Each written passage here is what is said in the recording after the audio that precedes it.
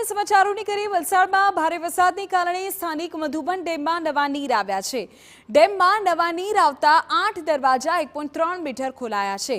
મધુબન ડેમની સપાટી અત્યારે 72.10 મીટર પર પહોંચી છે। ડેમમાં 54,000 ક્યુસેક આવક છે। 39,900 ક્યુસેક પાણીની જાવક છે।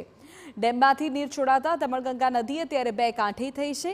નદી કિનારે નહીં જવા લોકોને અપીલ કરાઈ છે।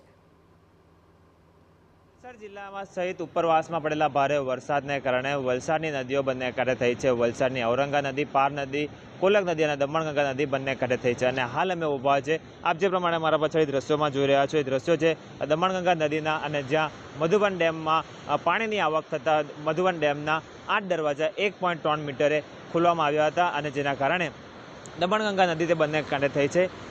મધુબન ડેમના અંદર 54,000 ક્યુસેક પાણીની આવક થઈ છે અને 39,900 ક્યુસેક જે છે તે ક્યુસેક પાણી છોડવામાં આવી રહ્યું છે જેના કારણે દમણગંગા નદી બંને કાંઠે થઈ છે। જેના કારણે વહીવટીતંત્ર એલર્ટ મોડ પર જોવા મળ્યું છે અને વહીવટીતંત્ર દ્વારા લોકોને દમણગંગા નદીના પટ તરફના ભાગમાં નીચાણવાળા વિસ્તારોમાં માછીમારી તેમજ કપડાં ધોવા ન જવા માટે અપીલ કરવામાં આવી છે। અક્ષય કદમ, TV9 વલસાડ।